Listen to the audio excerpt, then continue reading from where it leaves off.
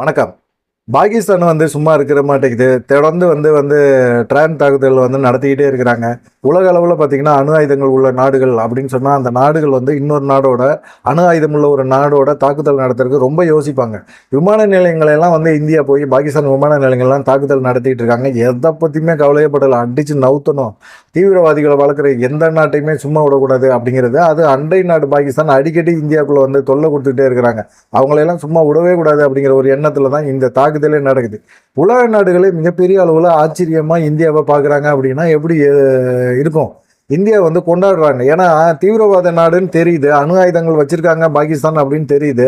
அதை பற்றியுமே கவலைப்படலை. இந்தியாவுக்கும் அணு ஆயுதம் இருக்கு, பார்க்கலாம், அடிச்சு நவுத்தலாம், இந்த மாதிரி தீவிரவாதத்தை வளர்க்கவே விடக்கூடாது அப்படின்னு சொல்லிட்டு இந்திய ராணுவம் இறங்கி செயல்படுறாங்க. உலக அளவில் ஒரு 9 நாடுகள் அணு ஆயுதங்கள் வச்சிருக்கு அப்படின்னு சொல்றாங்க. முதல்ல ரஷ்யாட்ட அணு ஆயுதம் அதிகமாக இருக்கு. 2வது அமெரிக்கா, 3வது சீனா, 4வது பிரான்ஸ், 5வது ஐக்கிய கிங்டம், 6வது பாகிஸ்தான், 7வது இடத்துல தான் இந்தியா இருக்கு. இஸ்ரேல் 8வது இடம், வடகொரியா 9வது இடத்துல இருக்கிறாங்க. இந்த அணு ஆயுதம் உள்ள நாடுகள் இன்னொரு நாட்டோட அணு ஆயுதம் உள்ள நாட்டோட சண்டை போடுறாங்க அப்படின்னா அவங்க விமான நிலையங்களெல்லாம் தாக்கவே மாட்டாங்க. ஏன்னா விமான நிலையங்கள்லாம் ரொம்ப மிக முக்கியமானது. அங்கேருந்து தான் பார்த்தீங்கன்னா அவங்களால ஒரு விஷயங்களை இன்னொரு ஏவுகணைகளை ஏவுறதா இருந்தாலும் சரி, அது ட்ரெயின்களை அனுப்புறதா இருந்தாலும் சரி, இந்த விஷயங்களை எல்லாமே விமான தளங்கள் தான் அனுப்ப முடியும். அப்படிப்பட்ட ஒரு சூழ்நிலையில் விமான நிலையங்கள் தாக்குதல்லாம் நடத்தவே மாட்டாங்க. உதாரணத்துக்கு ஜப்பானை அமெரிக்கா தாக்கியிருக்கு. ஆனால் ஜப்பான்கிட்ட அணு ஆயுதம் இல்லை. அதே போல் ஆப்கானிஸ்தானை அமெரிக்கா தாக்கி இருக்குது. ஆப்கானிஸ்தானில் அணு ஆயுதம் இல்லை அப்படிங்கிற மாதிரி இருக்கு.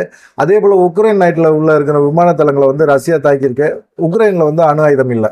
விமான நிலையங்களை தாக்குதல் எந்த நாட்டில் நடத்தணும் அப்படிங்கிற ஒரு லிஸ்ட்டே வச்சிருக்கிறாங்க உலக நாடுகள். விமான நிலையங்களை தாக்கக்கூடாது அப்படிங்கிறது தான். அப்படி அணு ஆயுதங்கள் உள்ள நாடுகளில் இருக்கிற விமான நிலையங்களை தாக்குதல் நடத்துறதுக்கு ரொம்ப யோசிச்சு தான் செயல்படுவாங்க.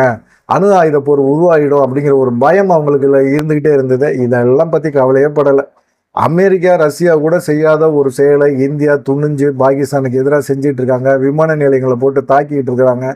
ஏவுகணைகள் எல்லாம் பார்த்தீங்கன்னா அனுப்பிக்கிட்டே இருக்குது பாகிஸ்தான். ஆனால் எல்லாத்தையுமே நடுவழியில் தகர்த்து அப்படியே எரிஞ்சிடுறாங்க. ட்ரெயின்களை எல்லாம் அடித்து தூக்கி தூளாக ஆக்கி விட்றாங்க. நடுவானில் தீபாவளி மாதிரி கொண்டாட விட்றாங்க.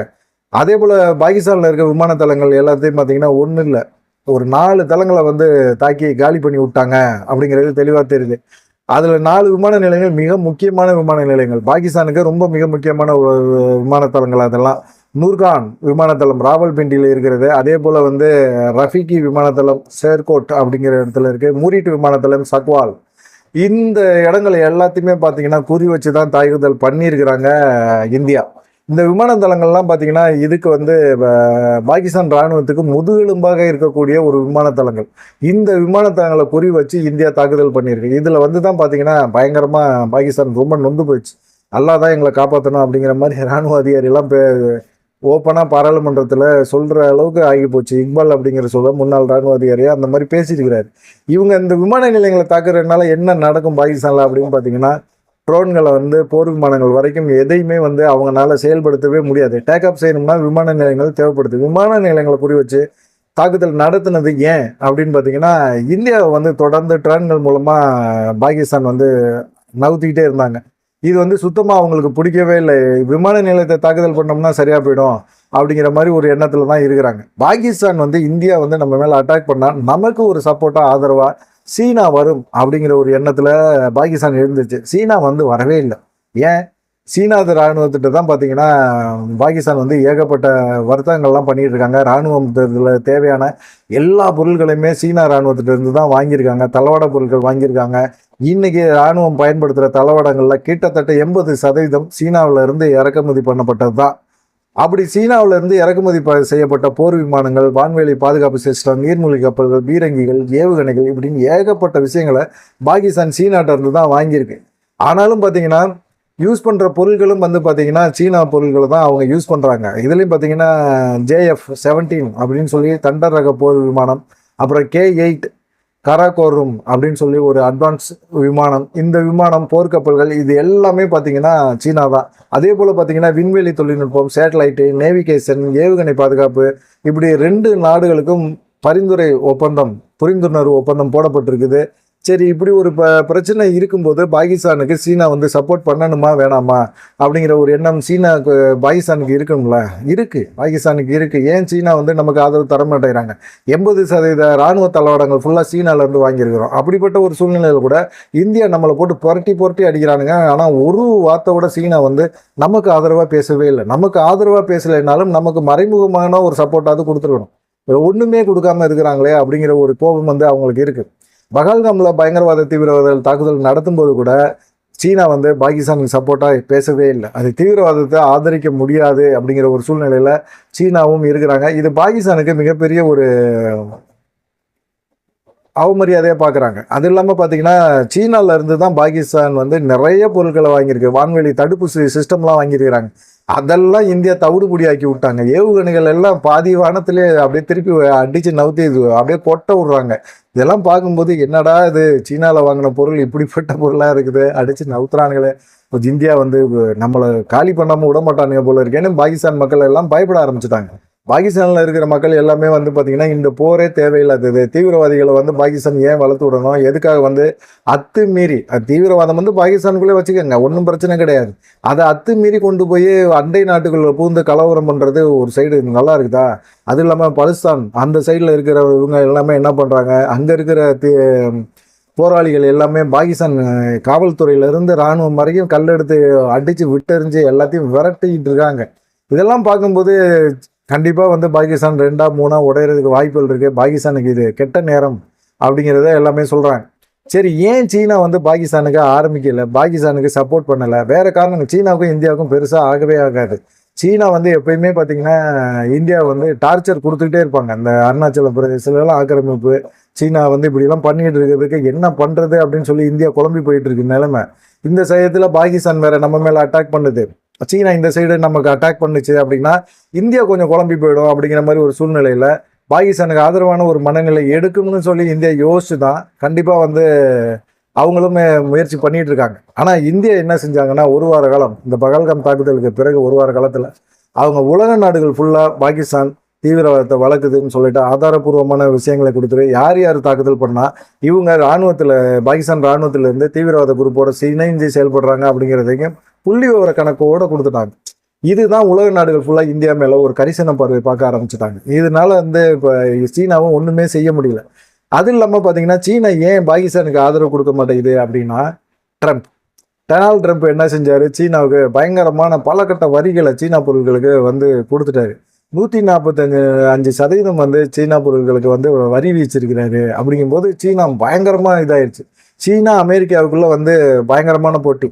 சீனாவுக்குள்ள இறங்குற அமெரிக்கா பொருட்களுக்கு 125% வரியை சீனா வீச்சிருக்கு. அமெரிக்கா வந்து சீனா பொருட்கள் வந்து அமெரிக்காவில் இறங்கினா 145% வரியை வீச்சிருக்கு. இதனால பார்த்தீங்கன்னா அவங்களுக்குள்ள பொருளாதார யுத்தம் நடக்குது. சீனாவுக்கும் அமெரிக்காவுக்கும் பொருளாதார யுத்தம் நடக்குது. இந்த மாதிரி சூழ்நிலையில சீனா பொருட்கள் அமெரிக்காவுக்கு போக முடியாத ஒரு சூழ்நிலை. அப்படியே போனாலும் அவ்வளவு ரேட்டு போட்டு வாங்கக்கூடிய அளவுக்கு அந்த அமெரிக்க மக்கள் தயாராக இல்லை. சீனா பொருட்களை வேணாம் அப்படிங்கிற ஒரு எண்ணத்துல அவங்களும் இருக்க ஆரம்பிச்சுட்டாங்க. இப்போ வந்து அவங்களுக்கு பொருளாதார சிக்கல் ஏற்படுது சீனாவுக்குமே. அப்போ வந்து அவங்களுக்கு அடுத்து வந்து நெக்ஸ்ட் நம்ம அமெரிக்காவில் போய் நம்ம பொருளை விற்க முடியல, வரி அதிகமாக இருக்கு அப்படிங்கிற ஒரு சூழ்நிலை அடுத்து அவங்க எய்ம் பண்றது இந்தியாவை எய்ம் பண்றாங்க.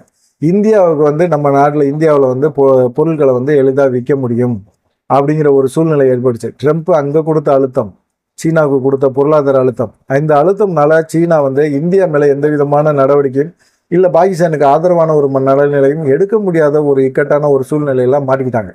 அதனால இப்போ வந்து இந்தியாவுக்கு ஆதரவாகவும் இருக்க முடியல, பாகிஸ்தானுக்கு ஆதரவாகவும் பேச முடியாத ஒரு சூழ்நிலை அவங்களுக்குள்ள இருக்கு.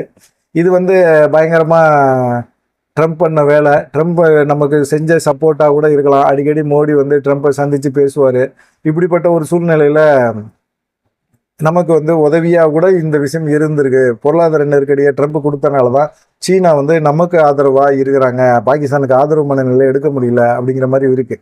ஆனால் வந்து பார்த்தீங்கன்னா சீனாவுக்கு விதிக்கப்பட்ட வரிகளில் வந்து 145%லேருந்து 80% குறைக்கிறதுக்கான வாய்ப்புகள் இருக்கு. ஏன்னா ட்ரம்ப் வந்து இப்போ சொல்லியிருக்கிறாரு 80% குறைச்சாலும் சீனா பொருட்கள் வந்து பெருசாக வந்து செயல்படுத்த முடியாது. அதே போல் சீனா பொருட்களை கொண்டு போய் பாகிஸ்தானில் வந்து விற்கவும் முடியல. ரொம்ப வந்து அங்கேயும் பொருளாதார வீக்காக இருக்கு. அவங்களுக்கெல்லாம் ஒரே ஒரு விஷயம்தான், இந்தியா தான். இந்தியாவில் வந்து ஈஸியாக வித்துடலாம் அப்படிங்கிற ஒரு சூழ்நிலை இருக்கிறதுனால பாகிஸ்தான் வந்து பாகிஸ்தான் வந்து சீனா சப்போர்ட் பண்ண முடியாத ஒரு இக்கட்டான ஒரு சூழ்நிலையில் வந்து மாட்டிக்கிச்சு. இந்த உலக நாடுகளுக்குள்ள பிரதமர் மோடி சுற்றுப்பயணம் போறாருன்னு எல்லாம் சொல்லும்போது கூட எல்லாமே வந்து பார்த்தீங்கன்னா அவர் இந்தியாவுக்கு ஆதரவு மனநிலையை எடுக்க வைக்கிறதுக்கான ஒரு மனநிலையை கொண்டு வந்து வச்சுட்டாரு. எப்போ இருந்தாலும் பாகிஸ்தான் வந்து ஒரு தீவிரவாத தாக்குதலோ ஒரு போர் அபாயத்தை ஏற்படுத்துவாங்க. உலக நாடுகள் வந்து அவங்களுக்கு சப்போர்ட் பண்ணிடக்கூடாதுன்னு சொல்லி தான் உலக நாடுகள் சுற்றுப்பயணம்லாம் போனார். பிரதமர் மோடி சுற்றுப்பயணம் போறாருன்னு சொல்றாங்க. இன்னைக்கு இருக்கிற இந்த போர்க்கால சூழ்நிலையில 4 விமான தளங்களை போய் பாகிஸ்தான் விமான தளங்களை இந்திய ராணுவம் போய் அட்டாக் பண்ணி உடனே அங்கே இருக்கிற விமான தளங்களை காலி பண்றாங்க, மிக முக்கியமான தளங்களை. அப்படின்னா எவ்வளவு பெரிய விஷயம். இதே சமயத்துல வந்து மக்களுக்காக ஓடுற விமான தளங்களை வந்து பாகிஸ்தான் மூடவே இல்லை. ஏவுகணைகள் தாக்குதல் வந்து நடக்குது, ட்ரோன்களை வந்து ஏவி விடுறாங்க. ஆனா இந்திய ராணுவம் வான்வெளியில வந்து அந்த ட்ரோன்களை வந்து அட்டாக் பண்ணி காலி பண்ணி உடனே அங்கேயே செதற விடுறாங்க. ஆனா அதே சமயத்துல வந்து மக்கள் பயன்படுத்தக்கூடிய விமான தளங்கள் எதையுமே வந்து பாகிஸ்தான் மூடவே இல்லை. வான்வெளி பயணங்கள் வந்து மூடி இருக்கணுமா வேணாமா? ஒருவேளை இந்திய ராணுவம் வந்து அந்த பாகிஸ்தானோட விமானங்களை தாக்குதல் நடத்தியிருந்தாங்க அப்படின்னா கண்டிப்பா பாகிஸ்தான் வந்து இதை மிகப்பெரிய ஒரு விஷயமா உலக நாடுகளுக்கு கொண்டு போயிருப்பாங்க. ஆனா இந்திய ராணுவம் ரொம்ப சாதுரியமா செயல்படுறாங்க அப்படிங்கிறது தான் குறிப்பா சொல்ல வேண்டியதா இருக்குது. பார்க்கலாம் என்ன நடக்குமா அப்படின்னு சொல்லிட்டு. ஆனா இந்திய ராணுவம் பாகிஸ்தானுக்கு எதிராக விமான தளங்களை காலி பண்ண அந்த விஷயங்கள் வந்து மிகப்பெரிய அளவுல பேசப்படுது. உலக நாடுகளே வந்து அணு ஆயுதம் உள்ள நாடுகள் ஒரு நாடு இன்னொரு நாடோட விமான தளங்களை அட்டாக் பண்றதுக்கு யோசிப்பாங்க. ஆனா இந்தியா யோசிக்கவே இல்லை. அப்படிங்கும்போது இந்தியா எவ்வளவு தூரம் மன ரீதியா பாதிக்கப்பட்டிருந்தா இந்த செயலை இறங்கியிருப்பாங்க. எதுவா இருந்தாலும் பார்க்கலாம், எதுவா இருந்தாலும் அடிக்கலாம், நவுத்தலாம் அப்படிங்கிற ஒரு எண்ணம் அவங்க மைண்ட்ல இருக்குல்ல. அந்த எண்ணம் தான் வந்து இந்திய ராணுவத்தோட தைரியம் அப்படின்னு சொல்றாங்க. நீங்க என்ன நினைக்கிறீங்க இந்திய ராணுவத்தை பத்தி அப்படிங்கிற ஒரு விஷயத்த வந்து மறக்காம கமெண்ட் பண்ணுங்க. நன்றி, வணக்கம்.